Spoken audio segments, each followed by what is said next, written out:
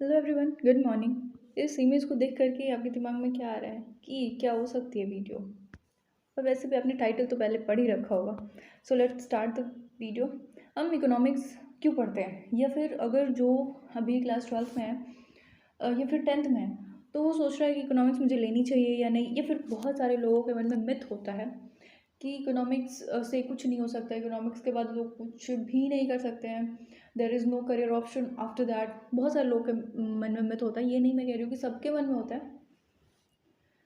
और इसलिए लोग इकोनॉमिक्स जल्दी पढ़ना नहीं चाहते हैं, इसमें कोई मेजर करना नहीं चाहता। मेजर मतलब इसमें कोई ग्रेजुएशन पोस्ट ग्रेजुएशन करना नहीं चाहता। BSc with economics, MSc with economics और एमए इकोनॉमिक्स, बीए इकोनॉमिक्स, ये सब कुछ कोई करना चाहता नहीं है।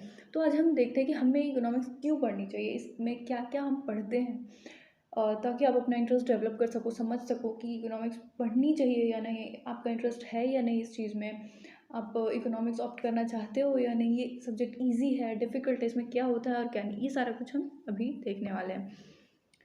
ये एक बच्चा है जो कि क्लास 10th का है, ठीक है। और ये सोच रहा है मुझे किस पाथ पे जाना चाहिए और किस पाथ पे नहीं जाना चाहिए, इकोनॉमिक्स लेनी चाहिए या फिर नहीं लेनी चाहिए। इसके पास बहुत सारे से ऑप्शन है ये, लेकिन ये चला गया इकोनॉमिक्स पे, ठीक है। तो अब क्या, इकोनॉमिक्स तो ले लिया मैंने, अब इसमें मेरे को पढ़ना क्या है। किताबें मिल जाएंगी, किताबें मिल जाने से एक दिन में तो सब पढ़ नहीं लेता इंसान।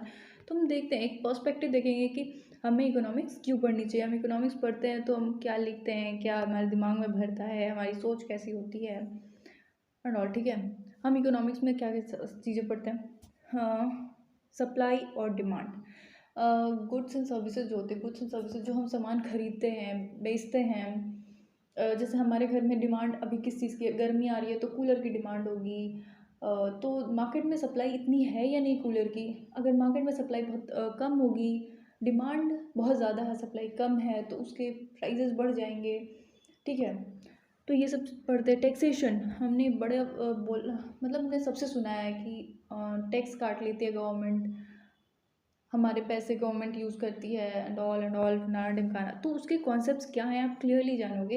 ये सब जो लोग बोलते हैं वो बस ऐसे ही, अगर गवर्नमेंट टैक्स ना ले तो हमारा देश चलेगा ही नहीं, हमारा कहीं वर्ल्ड इतनी इकोनॉमी जो है वो चल नहीं पाएगी, बहुत प्रॉब्लम्स आएंगी। एक अभी अगर टैक्सेशन हमारे सिस्टम में नहीं होता तो एकदम अलग तरह की इकोनॉमी अभी हमारी होती, जैसी अभी है ऐसी नहीं होती, ठीक है। नहीं, ऐसे भी बहुत सारे कंट्रीज हैं जहाँ टैक्सेशन है ही नहीं, टैक्स लगता ही नहीं, तो वो कंट्री कैसे चलती है, ठीक है। इंटरनेशनल ट्रेड्स आप पढ़ोगे इसके अंदर, इंटरनेशनल ट्रेड, मतलब ट्रेड मीन समझ रहे हो, जो गुड्स एंड सर्विसेज होती हैं हमारी कंट्री से दूसरे कंट्री में कैसे जाती हैं और वहाँ से हमारी कंट्री में कैसे आती है, क्या उस पर कोई टैक्स लगता है, टैरिफ लगता है, कोटा लगते हैं। तो ये सब देखेंगे हम इसमें। एक्सचेंज रेट्स, आपने बहुत बारी सुना होगा कि $1 में 60 रुपीज़ होता है, यस, $1 में 60 रुपीज़ होता है। अब और बढ़ गया है तो $1 में 80 रुपीज़ हो गया। तो ये क्यों बढ़ता है, कैसे बढ़ता है आखिर, $1 में 80 रुपीज़ कैसे आ रहे हैं, इतना डिफरेंस क्यों है, इसके पीछे की वजह जानोगे। प्राइस कंट्रोल कैसे होता है, महंगाई बढ़ क्यों रही है, इन्फ्लेशन जैसे क्यों गया, महंगाई क्यों बढ़ रही है, आखिर महंगाई के बढ़ने के पीछे की वजह क्या है, मार्केट में चल क्या रहा है, प्राइस को कंट्रोल कैसे कर सकते हैं, गवर्नमेंट कैसे प्राइस को कंट्रोल करती है, अनएम्प्लॉयमेंट इतना क्यों बढ़ रहा है, वजह क्या है, बढ़नी चाहिए अनएम्प्लॉयमेंट, बढ़ना अच्छा है या अच्छा नहीं है, एम्प्लॉयमेंट कैसे बढ़ सकती है। मार्केट्स के बारे में जानोगे, कितने तरह के मार्केट्स होते हैं। बिजनेसेस के बारे में जानोगे, गवर्नमेंट पॉलिसीज़ जो बनाती हैं और जिससे कि हमारी लाइफ अफेक्ट होती है, कैसे अफेक्ट होती है, गवर्नमेंट क्या सोच करके पॉलिसी बनाती है, और गवर्नमेंट में कौन बनाता है ये पॉलिसी, गवर्नमेंट बनाती है। तो गवर्नमेंट कोई एक इंसान तो है नहीं, एक ग्रुप ऑफ ऑर्गेनाइजेशन, मतलब ऑर्गेनाइजेशन है, कह लो ग्रुप ऑफ पीपल है। तो उसमें पॉलिसीज़ कौन बनाता है, क्या मोदी जी बनाते हैं पॉलिसी, या फिर अमित जी बनाते हैं पॉलिसी, या फिर कौन बनाता है पॉलिसी। तो हम इकोनॉमिक्स पढ़ करके ये भी जान सकते हैं, ठीक है। इकोनोमेट्रिक्स और स्टैटिस्टिक्स ये टोटली जो है ना मैथमेटिकल टर्म्स है, इसमें पूरी मैथमेटिक्स है। तो अगर आपको नंबर्स से खेलना अच्छा लगता है, नंबर्स में रहना अच्छा लगता है, नंबर्स को पढ़ना अच्छा लगता है, तो आपके लिए इकोनॉमिक्स एक बहुत ही बेहतर ऑप्शन हो सकता है। आपको नंबर्स में रहना है, खेलना है, लेकिन आप मैथ्स नहीं लेना चाहते हो, फिज़िक्स केमिस्ट्री ये सब नहीं पढ़ना है आपको, तो आप इसमें जा सकते हो। इकोनॉमेट्रिक्स और स्टैटिस्टिक्स पूरा अच्छा खासा इसमें मैथ्स है। और ये सारे टॉपिक जो हैं ये भी कहीं ना कहीं रिलेट करते हैं मैथ्स से, या फिर कह सकते हैं ये थियोरेटिकल टॉपिक्स हैं। आप बिना मैथ्स के भी इस चीज़ को जान सकते हो, लेकिन मैथ्स की ज़रूरत कहीं ना कहीं इसमें पड़ती है।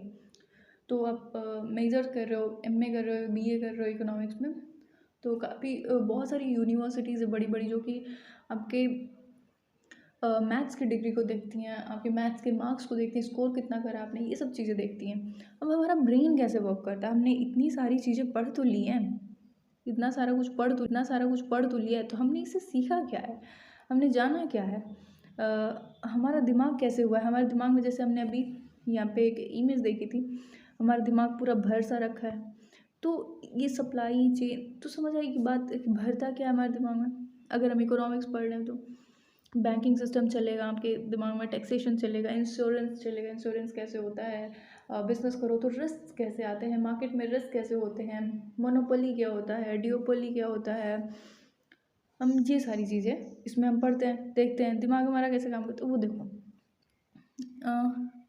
इसमें opportunities threats that emerge when things change, चीज़ें चेंज हो रही हैं तो क्या क्या प्रॉब्लम्स आ सकती हैं। हमने सप्लाई चेन पढ़ लिया, डिमांड सब कुछ पढ़ लिया, ठीक है, हमने ये सब पढ़ा, तो अब हमारा दिमाग काम कैसे करेगा, इससे हमें क्या फ़ायदा होगा, हम जान सकते हैं कि क्या अगर कोई मोमेंट चेंज हो, जैसे अभी कोविड-19 आ रखा था तो सब कुछ बिल्कुल चेंज हो गया था, उससे पहले किसी को पता नहीं था कि क्या होगा कैसे होगा, एक नॉर्मल इंसान को नहीं पता था। इकोनॉमिस्ट को कहीं ना कहीं कुछ ना कुछ चीज़ें पहले से पता होंगी कि अब इन्फ्लेशन बढ़ेगा, अनएम्प्लॉयमेंट बढ़ने वाला है।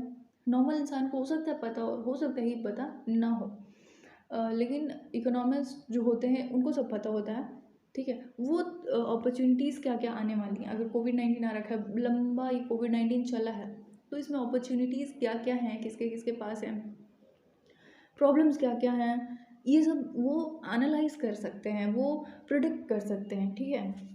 जो सर्वेज होती हैं इंटरप्रेट कर सकते हैं सर्वे के डाटा को, स्टैटिकल्स डाटा, इन्फ्लुएंस और पॉपुलेशन जो होता है, पॉपुलेशन के बारे में जैसे कहाँ पे कितनी पॉपुलेशन है तो इससे फ़ायदा क्या है, इससे नुकसान क्या है, पॉपुलेशन कम है तो इसके फ़ायदे क्या है, पॉपुलेशन बहुत ज़्यादा है तो इसके क्या फ़ायदे हैं, क्या अपॉर्चुनिटीज़ हैं, क्या थ्रेट्स हैं, ये सब कुछ वो एनालाइज कर पाते हैं, डाटा को इंटरप्रेट कर पाते हैं। सर्वे के डाटा हो गए, दो कंट्रीज़ के अगर सर्वे डाटा है तो उसको इंटरप्रेट कर लेंगे वो लोग। Comparisons about characteristics of multiple things, जैसे पॉपुलेशन हो गई, तो इन चीज़ों की कैरेक्टरिस्टिक्स क्या हैं इसको कंपेयर कर सकते हैं। दो कंट्रीज है, दोनों एक से बढ़कर एक है, लेकिन फिर भी इनमें क्या बेस्ट है, दूसरी कंट्री में क्या बेस्ट है और दूसरी कंट्री में क्या बुरी सी चीज़ है, पहली कंट्री में क्या अच्छी है बुरी है, सब कुछ वो प्रिडिक्ट कर सकते हैं, बता सकते हैं आपको, ठीक है।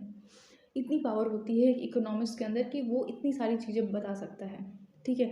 कंट्री को, अगर कंट्री डेवलपिंग कंट्री है तो उसको डेवलप्ड कंट्री आपका अगर बनाने का सपना है, देशभक्ति जगाने का एक ये भी तरीका है, जताने का कह लो, या फिर देशभक्ति अगर है आपके अंदर, आप चाहते हो कि हमारी इकोनॉमी डेवलप्ड हो और बढ़ोतरी करे, तो आप इकोनॉमिस्ट का ऑप्शन भी चूज़ कर सकते हो, क्योंकि अगर आप इसमें हो तो आपकी अभी कंट्री डेवलपिंग है इंडिया, ठीक है, ये इसको डेवलपिंग कंट्री बनाने की एक कहीं ना कहीं पावर आपके हाथ में आ जाएगी, आप पॉलिसीज़ बना सकते हो और अपनी कंट्री को और डेवलप कर सकते हो, अपनी कंट्री का और नाम ऊंचा कर सकते हो इकोनॉमिक्स के फील्ड में भी जा कर के, ठीक है।